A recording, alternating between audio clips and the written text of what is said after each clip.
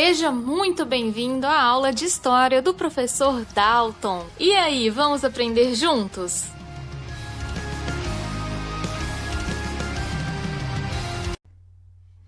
Bom dia, boa tarde, boa noite, começando aqui mais uma aula de História comigo, o professor Dalton.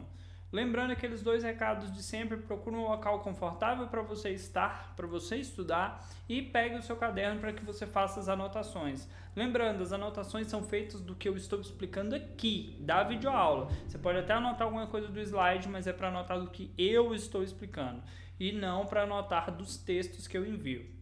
Beleza? Pessoal, o modelo agora vai ser um pouquinho diferente. Nós vamos ter aí 3 videoaulas, mas tudo num dia só. Você vai assistir de uma vez e vai fazer as 3 anotações, tranquilo? Então vamos lá. Nosso conteúdo dessa semana ele é relativo à Reforma Protestante. Durante muitos séculos, a Igreja Católica ela definiu como as pessoas deveriam pensar, como as pessoas deveriam agir. Porém, isso acabou gerando dentro da própria Igreja uma série de erros, de falhas, de coisas que para o princípio do catolicismo não faziam sentido. E a gente vai perceber que algumas pessoas vão pegar esse princípio, vão reconstruir e vão gerar novas religiões na forma de protestos. Por isso o nome é Reforma Protestante. Vamos lá, vamos entender um pouco mais. Dentro desse princípio da Reforma Protestante, nós temos aí esse conjunto de fatos que durou a maior parte do século XVI, começa lá no finalzinho do século XV, início do século XVI, com a consequente perda de fiéis da Igreja Católica. Como a igreja vai passar por uma série de mudanças drásticas, entenda, mudanças essas geradas por falhas que dentro do próprio sistema, muita gente vai deixar de ser católico e vai seguir essas novas religiões que vão surgir, que vão ter a mesma base do catolicismo, mas com as alterações necessárias. Vão surgir também muitos questionamentos dentro da igreja quanto à estrutura que ela seguia e a doutrina que ela pregava. Então a igreja católica também vai mudar. Hoje, a Igreja Católica que você segue, ela passou por uma série de mudanças há séculos atrás. Ela não era a mesma. Os primeiros reformadores que a gente vai ter são as pessoas que vão questionar. John Wycliffe, lá da Universidade de Oxford, já no finalzinho do século XIV, ele já vai trazer alguns questionamentos.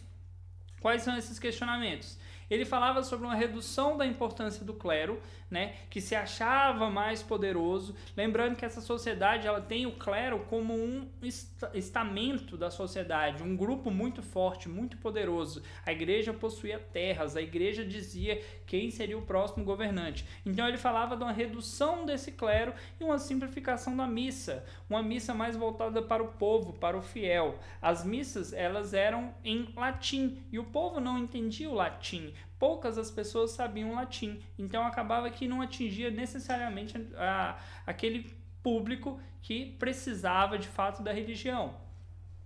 Ele fala também dessa busca da pureza e a pobreza inicial do cristianismo, essa pobreza pregada lá por Jesus, lá no início do Novo Testamento, pelos apóstolos. Ele falava também de uma tradução da Bíblia, a Bíblia estava em latim, o povo não sabia ler. Então ficava difícil para que a palavra de Deus chegasse até o povo. Isso permitiu que durante muito tempo a igreja criasse, e quando eu falo igreja, uma grande parcela da igreja, do Papa a vários bispos e pessoas importantes da igreja, criassem mecanismos para manipular os seus fiéis. Galera, antes que você fale, professor, está falando da minha religião, estou falando de história. Esses fatos aconteceram e esses fatos influenciaram a sociedade, né, da época e a sociedade atual. Beleza? Não fica com raiva de mim, não estou criticando sua religião, não estou trabalhando fatos históricos. Vamos lá, qual que foi o resultado de todas essas reclamações e questionamentos aí de John Wycliffe? Ele foi excomungado. Professor, não sei o que é ser excomungado, ele foi expulso da Igreja Católica, ele não era mais considerado um cristão, ele não poderia mais fazer parte do corpo de Cristo, que seria a Santa Ceia. Beleza, esse aqui rodou. Mas não morreu. Isso já é bom, que naquela época quem questionava a igreja acabava morrendo. O próximo que nós vamos destacar será o Jan Hus, lá na Universidade de Praga, no século XV. Ele vai criticar os excessos do clero e da hierarquia da igreja, né? Vai falar sobre fazer uma missa na língua do país, ou seja, nada de missa em latim, e o resultado para ele foi um pouquinho pior que o resultado de John Wycliffe, morte na fogueira. E agora aqui a gente traz um ponto. Sempre que você pensar na antiguidade, pense o seguinte, você pode questionar. Você sempre pode questionar. Só que às vezes você questiona as coisas e o resultado pode não ser um resultado positivo. A Igreja Católica tratava todas as pessoas que questionavam as suas doutrinas, os seus ensinamentos, como hereges. Com H, tá? Herege. O que é um herege? Aquele que vai contra os ensinamentos da igreja ou contra a palavra de Deus. Os hereges eram queimados na fogueira, os hereges eram enforcados, afogados. Então, assim, a punição para quem questionava a igreja era a morte. Questionar a igreja, sinônimo de perder a vida. Então, infelizmente, para John Huss, o resultado não foi bom. Aqui alguns outros fatores aí, né, dessa reforma. Primeiro, o enfraquecimento do poder dos papas por conta dos conflitos entre os papas e os reis. A Igreja Católica tinha uma influência muito grande na escolha dos reis, mas isso gerava um descontentamento entre os próprios reis que não concordavam totalmente com a Igreja. A gente vai ter uma excessiva ostentação de luxo por parte dos membros da igreja, o chamado alto clero. O alto clero vivia muito bem. Eles usavam roupas, né, de pelo, eles tinham joias, eles comiam do bom e do melhor, enquanto a maior parte dos fiéis, ou até mesmo alguns membros do baixo clero, tinham uma vida muito humilde, muito simples, né? Então isso era visto de forma ruim. Um outro ponto, né, seria essa venda de cargos eclesiásticos, de relíquias falsas e de indulgências. Destaca para mim isso daqui no seu texto. Por quê? A Igreja Católica vai permitir que muitas pessoas se tornem membros do clero simplesmente porque tinham uma boa condição financeira. A pessoa se tornava um padre, se tornava um bispo ali de uma igreja pequena, ou até mesmo de igrejas grandes, porque eram de famílias ricas. A questão das relíquias, e aqui a gente começa um momento onde a Igreja Católica percebeu que dava para fazer muito dinheiro mentindo para as pessoas. Não que as igrejas façam isso, gente, por favor. Vamos lá. As relíquias falsas nada mais eram do que coisas que eles pegavam, objetos que eles pegavam e diziam que pertenciam a pessoas ou santos da Igreja Católica. Vou dar um exemplo. Eles pegavam um pedaço de madeira e falavam, olha, este pedaço de madeira veio da cruz de Jesus. Se você comprar esse pedaço de madeira, os seus pecados serão perdoados. Eu não estou inventando isso é história. Só que se você juntasse todos os pedacinhos de madeira que eles vendiam falando que era a cruz de Jesus, dava para construir a Arca de Noé. Aí você fala, ué, professor, o que está errado aí? Gente, era falso. Eles diziam que se você comprar, presta bem atenção nessa informação, se você comprasse aquele pedaço de madeira, todos os seus pecados ali seriam perdoados. Um outro ponto, que é isso aqui, ó, as indulgências, que eu pedi para você destacar, vão ser um dos fatores que vão motivar a reforma. As indulgências eram o perdão, só que ele era vendido. Vou dar um exemplo. Você cometeu um crime e você matou uma pessoa. Você matou uma pessoa. É pecado matar? Segundo o princípio católico, cristão, é pecado matar. E aí você matou uma pessoa, mas você vai lá e compra uma indulgência. A partir do momento que você compra esse perdão, você não está mais... você não tem pecado mais, você está perdoado. Só que, se você ler a Bíblia, você vai ver que não é bem assim que funciona o sistema. E aí muitas pessoas vão comprar essas indulgências, vão comprar essas relíquias, vão comprar cargos, e a igreja vai se tornando cada vez mais rica, cada vez mais poderosa. E dentro da igreja vão surgir pessoas que tinham conhecimento da palavra que estava lá na Bíblia, a palavra de Deus, e não vão concordar com isso. Porque, convenhamos, estava errado.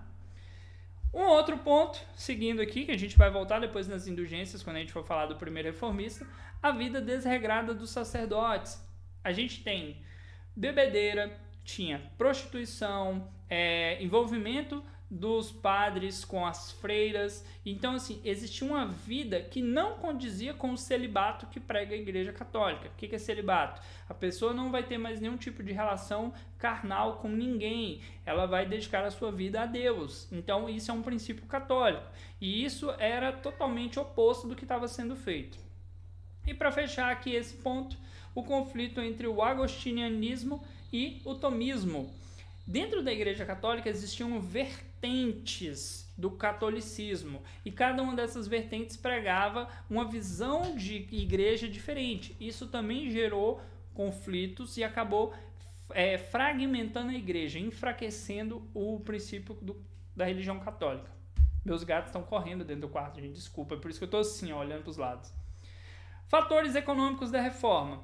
Condenação da usura e do lucro. A igreja dizia que se você era rico, você estava pecando, você não podia ser rico, né?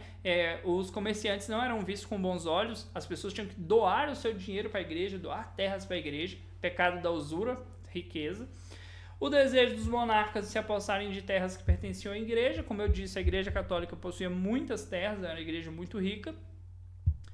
A insatisfação quanto aos impostos cobrados pela igreja. A igreja cobrava dos reis tanto terras quanto dinheiro para manter suas igrejas, para manter os seus reinos, e tudo isso era cobrado. E isso não agradava todos os reis. E a evasão de divisas em direção à Itália, que é onde ficava a sede da Igreja Católica, né? Ficava em Roma. Então, boa parte do dinheiro que era arrecadado pela igreja ia para Roma. Isso também não era visto de bons olhos. Tá difícil aí, Goku? Goku, o nome do meu gato. As questões políticas. Surgimento do espírito de nação. Então a gente vai ver que esses reinos vão começar a se desenvolver e se entender como um povo único. A insatisfação em relação à interferência estrangeira, porque os padres não eram pessoas daquelas localidades, isso também gerava um certo desconforto. O surgimento de governos autoritários que desejavam controlar a religião. Como eu disse, nem todo mundo concordava com a forma como a igreja estava agindo. E aí que a gente vai chegar na Alemanha, lá no início do século XVI, com um cara que vai destacar. Esse cara vai ser Lutero. Por que Lutero vai se destacar? Lutero era um monge da Igreja Católica, uma pessoa estudada, uma pessoa, um doutor em teologia, pessoa de muito conhecimento, e ele estava dentro de uma sociedade que estava passível de mudança. Vamos entender por quê. Primeiro que a Alemanha não era um estado unificado, você tinha vários pequenos principados dentro dessa região. Você não tinha um reino alemão, você não tinha um país Alemanha, você tinha vários príncipes naquela região. Havia uma fragmentação política, favorável ao poder da igreja. Ser cristão superava o ser alemão. Então a gente tinha aqui uma sociedade que não estava tão contente com a igreja católica. A economia, como era da costume da sua época, ainda era uma economia feudal, com uma igreja rica em terras. Possuir terras era possuir riqueza. Logo, existiam pessoas que não queriam doar terras para a igreja, muito contrário, queriam tomar essas terras. E existência de feudos eclesiásticos, ou seja, feudos pertencentes à igreja. Vamos lá, vamos falar um pouquinho de Lutero. Lutero, um homem de uma família abastada, que acabou entrando para a religião não muito por vontade própria, mas entrou. E ele foi um dia a Roma e ele acabou vendo uma coisa que não agradou ele e ele viu que aquilo não fazia sentido, que era a venda de indulgências, na época autorizado pelo Papa Leão X, para a construção da Basílica de São Pedro. Ou seja, ele estava vendendo perdão, quem perdoa é Deus, mas tudo bem. Vendendo perdão e dessa forma estava arrecadando muito dinheiro. Só que Lutero falou, cara, pera lá, eu já li a Bíblia e não é assim que funciona. E aí Lutero volta para a Alemanha, escreve 95 teses, preste bem atenção nesse número, 95 teses para provar aonde a igreja estava errando. O objetivo do Lutero era acabar com a igreja católica? Não. O objetivo de Lutero era mostrar para a igreja que tinha erros no sistema, tinha falhas dentro da própria doutrina e que elas poderiam ser corrigidas. Ele fez algo de errado? Não. Mas para a igreja isso não foi uma coisa muito boa. Quais são os princípios que ele pregava lá? Salvação pela fé. Se o homem tem fé, ele pode ser salvo, Se você ler a Bíblia, vai ver muitas passagens falando sobre isso. Ele dizia que existiam apenas 2 sacramentos, a Igreja Católica fala de 7 sacramentos, ele falava os únicos 2, batismo e eucaristia. Batismo, você morre o velho homem, nasce o novo homem pela limpeza da água, eucaristia é a ceia. Ele falava que a única fonte de fé era a Bíblia, se você quer saber sobre Deus, está na Bíblia. Ah, mas o fulano falou que era assim. Não, o fulano não tem que falar nada. Quem tem que falar é a Bíblia. Está na Bíblia? Se está na Bíblia, é verídico. Não está na Bíblia? Não é verídico. Palavras de Lutero. Seguindo, missas ou cultos simples. Aquilo que já havia sido dito, pelo John Wycliffe, que era algo que tinha que atender ao povo, a necessidade religiosa do povo. Não precisava ser aquela coisa majestosa, não. Que atendesse às necessidades do povo aonde eles estivessem. Uma rejeição da hierarquia e do celibato do clero. Vamos devagar. Hierarquia. Igreja Católica, você tem o padre, você tem o bispo, o arcebispo, o papa. Dentro desses meios aqui tem vários outros cargos. Para ele, não. Cada um pode ser um pastor. Essa palavra pastor que a gente usa para as igrejas evangélicas, ela está relacionada a essa pessoa que vai cuidar das ovelhas, essa pessoa que vai cuidar do rebanho de Deus. Princípio bem simples. E o celibato é o não poder se casar, o não poder ter filhos, não poder ter uma vida sexual, né, que era pregado pela Igreja Católica. É pregado até hoje. Para ele, isso gerava um problema, porque aí os padres acabavam entrando nessa prostituição que existia, né, nesse período, e para ele, se o padre pudesse casar, isso não aconteceria. Vamos lá, seguindo.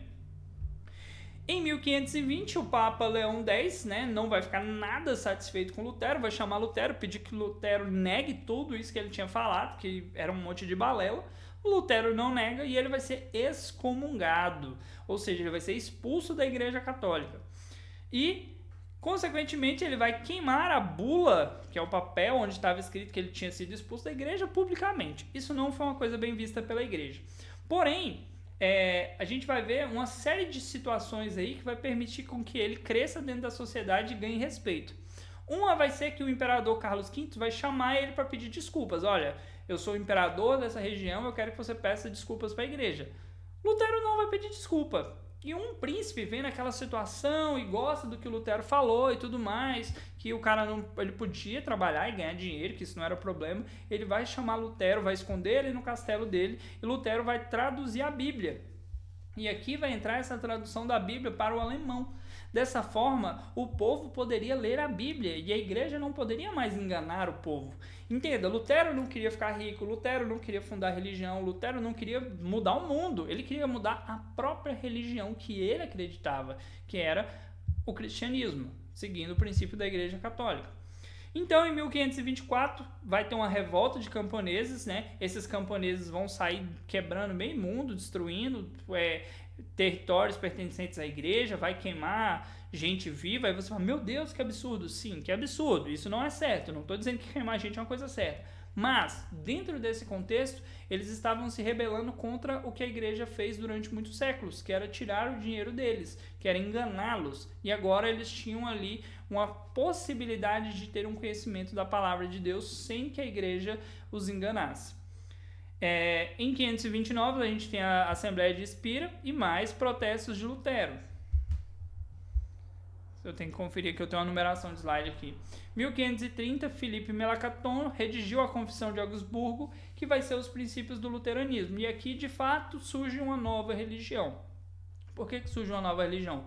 Tudo aquilo que Lutero tinha dito que a igreja precisava mudar e a igreja não mudou, ele vai criar aqui na sua própria religião, que vai ser o luteranismo. Luteranismo que é base para uma boa parcela das igrejas protestantes que existem hoje, as igrejas evangélicas. Em 1531, a Liga de Smaldak, né, os príncipes protestantes, os príncipes que se converteram, que deixaram de ser católicos e passaram a seguir aí os princípios de Lutero, vão se revoltar contra Carlos V, que era o imperador, e em 1555 a gente tem a Paz de Augsburgo, que o imperador vai aceitar essa nova religião e vai dizer que assim, cada príncipe dentro do seu pequeno reino ali vai decidir o que é certo para o seu povo e que as pessoas não precisam, né, continuar se matando e tudo mais. Morreu muita gente. Beleza, pessoal. Nessa aula especificamente eu vou até aqui. No próximo vídeo eu vou dar continuidade falando sobre outros protestantes e dando continuidade a esse movimento. Espero que você tenha anotado o máximo possível. Se informa mais, tem filmes falando sobre isso, documentários, é um conteúdo interessante, principalmente se você segue a religião católica ou se você segue uma religião evangélica, porque esse período histórico fala das duas, beleza? Até o próximo vídeo.